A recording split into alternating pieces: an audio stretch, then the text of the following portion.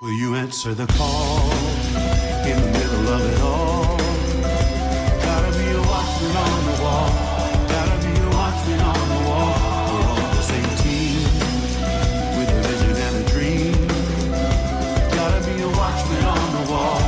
Gotta be a watchman on the wall. Will you answer the call? Will you answer the call? In the middle of it all. In the middle of it all. Gotta be a watchman on the wall. Gotta be a watchman. Wanna be a watchman. Do you hear what I'm saying to you? Do you believe what I'm saying is true? Gotta be a watchman. Watchman on the wall.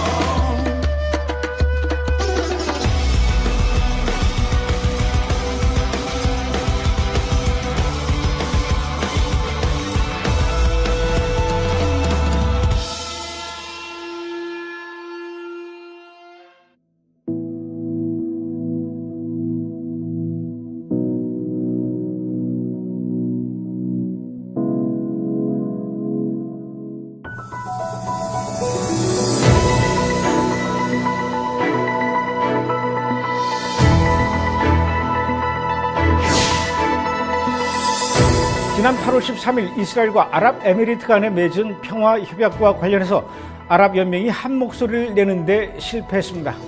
지난 9월 9일 아랍연맹은 이스라엘과 아랍에미리트 간에 체결된 아브라함 협약에 대한 입장을 정리하기 위해서 장관급 화상회의를 열었었습니다. 이 자리에서 팔레스타인 자치정부는 이번 평화협약에 대해서 아랍연맹 국가들이 반대의 목소리를 내달라고 초안까지 작성하여 제시하며 요청했고, 아랍연맹은 이에 대해서 장시간 논의를 거듭했지만 결국 이를 거부함으로써 팔레스타인 자치정부는 심각한 정치적 고립에 빠지게 되었습니다. 이번 평화협약에 대해서 아랍연맹 각 국가들은 어떤 입장을 갖고 있기에 이번 팔레스타인 제안을 거부한 것일까요? 그 배경에는 우리가 몰랐던 아주 특별한 이유가 있었습니다. 그 이유를 오늘 브레드 브리핑에서 알아보도록 하겠습니다.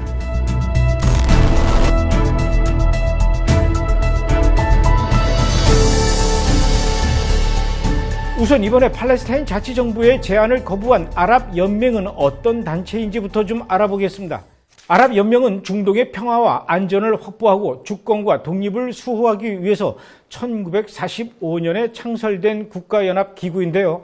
현재는 사우디아라비아, 이집트, 요르단, 이라크, 시리아, 레바논, 아랍에미레이트 등 총 22개국이 가입되어 있으며 본부는 카이로에 있습니다. 그동안 아랍연맹의 이스라엘에 대한 입장은 이렇습니다. 1967년 제3차 중동전쟁에서 아랍 측이 대패하여 이스라엘의 군사적 우위가 확립되었을 때 아랍 정상회의가 열렸었는데, 이 자리에서 아랍연맹은 앞으로 이스라엘과는 그 어떤 평화도 없고 협상도 없으며 승인도 없다, 이런 3노 원칙을 세웠습니다. 그럼 당연히 이번 이스라엘과 아랍에미리트 간의 평화협정에 대한 입장도 분명하겠죠. 아랍에미리트 역시 아랍연맹의 한 국가인데 이스라엘과는 그 어떤 평화협정도 있을 수 없다고 했던 원칙을 무시하고 이스라엘과 평화협정을 맺었으니 당연히 배신자라는 소리가 나와야 하는 것 아닐까요? 그러나 현실은 예상과는 달랐습니다. 걸프 아랍국 중에서는 사우디아라비아에 가까운 동맹국인 바레인이 가장 먼저 아랍에미레이트의 협정 체결을 축하했습니다.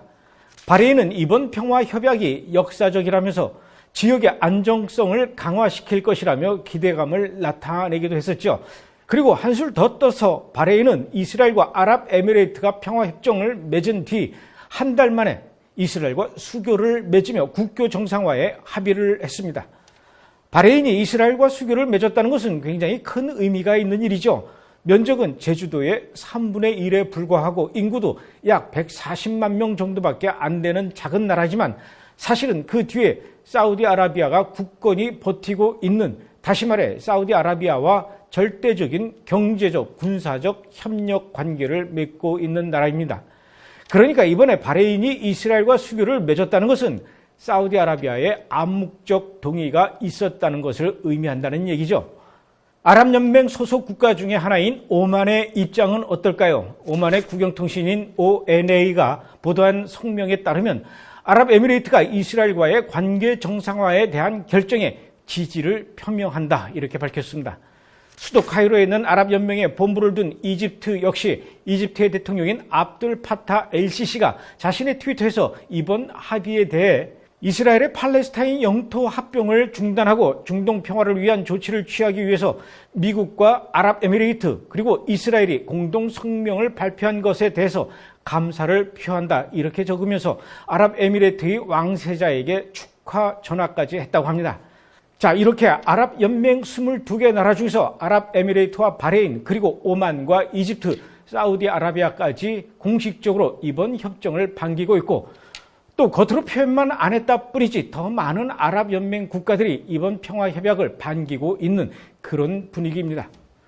이번 협상을 두고 가장 강력히 반발했던 나라는 역시 팔레스타인이었습니다. 팔레스타인 해방을 위한 대중전선은 이번 평화협약은 팔레스타인 사람들의 등에 독침을 꽂은 것이라는 표현을 하며 강력한 반대의 입장을 나타냈지요. 심지어 팔레스타인 해방기구 집행위원장인 사이브 에레카트는 아흐메드 아블 게이트 아랍연맹 사무총장이 이스라엘과 아랍에미레이트 정상화에 대해서 비난하는 성명을 내지 않을 경우 반드시 그 자리에서 내려와야 하고 사임을 해야 한다고 말했습니다. 그리고 지난 9월 9일에 열렸던 아랍연맹의 장관급 화상회의에서 이번 이스라엘과 아랍에미레이트 간에 맺어진 평화협약을 비난하기 위해 작성한 성명서의 초안을 제시하며 서명할 것을 부탁했지만 놀랍게도 아랍연맹은 서명을 하지 않고 거절을 했던 것입니다. 이스라엘과 그 어떤 평화도 없고 협상도 없고 승인도 없다는 것을 기본 정책으로 갖고 있는 아랍연맹이라 당연히 팔레스타인의 이런 요구에 응당, 동참해야 하는 것 아닐까요? 그럼에도 불구하고 아랍연맹은 같은 소속인 팔레스타인의 이런 제안에 반대를 했던 것입니다. 왜 그랬을까요? 그리고 그 이유는 무엇일까요?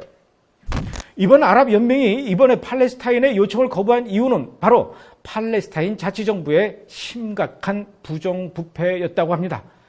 아무리 당신네 입장을 생각해서 도와주려고 해도 당신들의 부정부패는 도를 넘어섰다는 것이죠. 도대체 팔레스타인의 부정부패가 어느 정도 심하길래 같은 편을 들어줘야 하는 아랍연맹 국가들조차 이러는 걸까요? 2018년 1월 16일 미국의 도널드 트럼프 행정부는 UN 팔레스타인 난민 구호 기구의 지원 예정이었던 1억 2,500만 달러 중에 6천만 달러를 집행하지 않겠다고 밝힌 적이 있었습니다. 그때 당시 전 세계 국가에서 팔레스타인 난민 기구에 보냈던 돈은 12억 4,200만 달러, 한화로 약 1조 5천억 원 정도가 전달되었고 그중에 미국은 총 3억 6,800만 달러, 하나로 약 4천억 원 정도의 엄청난 돈을 지원했으니 전체 중에 약 30%나 되는 정말 통 큰 지원을 팔레스타인에게 해온 셈입니다. 그 다음이 유럽연합으로 1억 5,900만 달러, 3위는 1억 4,800만 달러를 보낸 사우디아라비아. 이렇게 전 세계가 팔레스타인 난민들을 위해서 1년에 1조 5천억 원 이상 되는 많은 돈을 보냈다면 그들의 삶은 좀 나아졌을까요? 팔레스타인과 우리나라를 비교하기는 좀 그렇지만 그래도 우리가 이해하기 쉽도록 우리나라와 비교해서 팔레스타인의 경제 사정을 좀 살펴보도록 하겠습니다.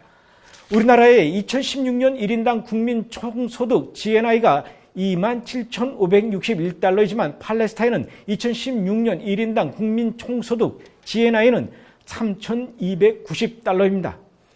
팔레스타인의 2017년도 3분기 실업률은 29.2%, 청년 실업률은 46.9%죠.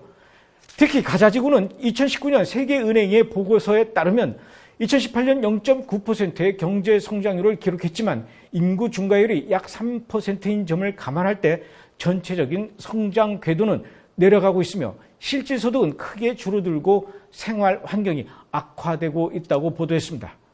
가자지구 국민 총생산의 약 70-80%는 팔레스타인 자치지구의 대규모 원조에 의존하고 있는데 이마저도 최근 들어서 현저히 감소해서 가자지구의 경제 상황은 그야말로 최악이라고 할 수가 있죠. 같은 보고서에서 가자지구의 실업률은 2017년도에는 44.4%였지만 2018년도에는 52%로 크게 늘어났고 특히 가자지구의 청년 실업률은 67.4%에 달하며 여성 실업률은 70.6%에 달하고 있습니다. 즉 가자지구를 포함한 팔레스타인 지역에 살고 있는 사람들의 절반 이상이 전혀 직업을 갖고 있지 못하며 돈을 벌지 못하고 있다는 뜻이죠. 그러니 팔레스타인의 경제 상황은 이루 말할 수 없을 만큼 어렵다고밖에 할 수 없습니다. 전 세계로부터 1년에 1조 5천억 원 이상의 지원을 받고도 왜 이들은 이렇게 경제가 회복되지 못하는 것일까요? 도대체 그 돈은 전부 어디로 가는 것일까요? 2016년 5월 24일 AP통신에 따르면 팔레스타인 주민들의 96%가 팔레스타인 자치정부가 정직하지 않고 부정부패가 심하다고 생각한다, 이렇게 보도했습니다. 실제로 2014년 1분기 팔레스타인으로 들어온 발전 예산 1,800만 달러, 하나로 약 200억 원 중에서 절반가량 되는 940만 달러, 하나로 약 110억 원가량이 아바스 팔레스타인 수반의 전용 비행기 예산으로 사용되었고, 나머지 440만 달러는 기타 비용으로 처리되었다고 합니다. AP통신에 따르면 팔레스타인 자치정부 고위 관료의 한 달 월급은 1만 달러, 우리 돈으로 약 1,200만 정도 되는데, 이 돈은 평균 공무원 월급의 10배도 넘는 돈이라고 합니다. 이것이 바로 팔레스타인 주민들이 처해 있는 현실이며, 팔레스타인 주민들을 위한 돈이 정작 주민들에게는 전혀 분배되지를 않고 기득권을 가진 정치 지도자들의 주머니와 배를 채우고 있다는 바로 증거입니다. 더 염려스러운 것은 이렇게 팔레스타인 주민들의 생존에 필요한 곳에 사용하라고 지원금을 보냈음에도 불구하고 그 돈들이 상당 부분 전쟁 무기 제조나 테러 자금으로 사용된다는 것이죠. 가자지구에 있는 팔레스타인 난민기구에서 운영하는 학교 지하에 하마스가 테러를 위해서 판 땅굴이 여럿 발견되었는데, 팔레스타인 난민기구의 직원들은 이 터널을 통해서 하마스에게 무기와 군수품을 전달한 것으로 밝혀졌습니다. 2017년 한 해만 해도 팔레스타인 난민기구 관료들이 가자지구 하마스의 지도자로 당선되었다고 유엔 주재 이스라엘 대사인 데니 다논이 밝혔습니다. 가자지구의 하마스 지도부들은 또 어떤 부정부패를 저질러 왔을까요? 우선 가자지구에는 전 세계에서 많은 돈들이 지원금으로 들어가게 되는데, 문제는 이 기부금들이 가자지구의 팔레스타인 사람들을 위한 지원금으로 사용되는 것이 아니라 하마스 지도부 몇 명의 개인 소유물로 들어간다는 것입니다. 하마스의 2인자인 무사 아부 마르주크라는 사람은 90년대 초에 미국에 있는 부유한 이슬람 교도들 사이에서 모금 활동을 시작했는데요. 그 돈이 모두 개인 재산이 되어버렸습니다. 1995년 미국 정부는 마르주크를 테러 지원 혐의로 체포를 했고, 2년 뒤인 1997년 미국에서 추방했지만 이미 그에게는 수백만 달러의 재산이 있었고, 현재도 하마스에서 가장 부유한 억만장자 중에 한 명으로 여겨집니다. 아랍 소식통에 따르면 그의 재산을 20억에서 30억 달러, 우리 돈으로 약 3조 5천억 원 정도로 추산하고 있다고 합니다. 또 다른 하마스의 거물 지도자는 이스마일 하니의 현 하마스의 수장인데요. 그의 자본금은 400만 달러, 우리 돈으로 약 45억 원 정도로 추산된다고 합니다. 그는 가자지구에 있는 자신의 재산 대부분을 사위인 나빌의 이름으로 등록해 두었다고 하죠. 가자지구의 팔레스타인 주민들 대다수는 지금도 가난과 기아에 허덕이고 있지만, 하마스의 지도부들은 럭셔리한 빌라와 궁전 같은 집, 그리고 5성급 호텔, 최신 모델의 벤츠와 BMW 자동차를 굴리며 살아가고 있습니다. 자신들이 마치 헐리우드의 스타인 줄 착각하며 호화스러운 생활을 이어가고 있다는 것이죠. 한 팔레스타인 사람은 이렇게 이야기했습니다. 가자지구에서 사는 것은 오직 몇 사람들에게만 좋은 것이다. 가자지구는 한마디로 말해서 부정과 부패의 온상이며, 주민들에게는 지옥이고 하마스 지도자들에게는 천국과 다름이 없습니다. 2019년 5월 19일 이스라엘의 유력 일간지 타임 오브 이스라엘에 의하면 2018년 한 해 동안 가자지구에서 약 3만 5천 명의 팔레스타인 사람들이 도저히 먹고 사는 문제가 해결되지 않는다는 이유로 이집트와 터키를 통해서 가자지구를 떠났다고 보도했습니다. 이들 중에는 약 150명의 의사가 포함된 것으로 알려져 하마스 지도부는 부랴부랴 더 이상 의사들이 빠져나가는 것을 금지시켰다고 하죠. 이렇듯 가자지구와 서한지구에 있는 팔레스타인의 정치 지도자들의 부정부패가 심각하게 이를 데 없으니 아랍연맹에서도 이를 그냥 좌시하지만은 않겠다고 나섰던 것입니다. 당신들의 어려움을 아랍연맹에 호소하기 이전에 당신들의 배와 주머니를 채우고 있는 부정부패부터 없애라는 것입니다. 지금 중동 정세는 하루가 다르게 급변해 나가고 있습니다. 하룻밤을 자고 나면 어제와는 정반대의 상황이 펼쳐지고 있죠. 어제는 적이었는데 오늘 아침에는 서로 손을 잡고 사이좋게 지내자며 평화협정을 맺는 일이 벌어지고 있고 국가 정상화를 약속하고 있습니다. 지금은 종교적 갈등보다는 실익을 추구하기 위한 움직임이 일어나고 있습니다. 그래서 이번 아랍에미레이트와 바레인이 이스라엘과 관계 정상화를 이뤄가고 있는 것 아닙니까? 뿐만 아니라 이슬람의 시아파 국가들과 수니파 국가들 간의 갈등과 반목이 극에 달하고 있으며 그 갈등의 뒤에서 미국과 서방 국가들이 끊임없이 설 자리를 잡고 있으며 적정한 수준인지는 잘 모르겠지만 어쨌든 그 역할을 해나가고 있지 않습니까? 이런 격변의 중동 정세 속에서 팔레스타인이 생존해 나가기 위해 몸부림을 치며 자기들의 목소리를 내고 또 동맹국들을 다독여도 부족한 상황인데 팔레스타인 지도부는 그동안 전 세계에서 들어오는 각종 지원금으로 어렵게 살아가고 있는 주민들을 돌아보지 않고 자기들의 배만 채우며 아무런 거리낌 없이 마음껏 누려왔던 그 일들이 결국은 자신들의 발목을 잡고 있습니다. 그 결과로 아랍연맹에서조차 외면당하는 고립을 스스로 자초해 왔습니다.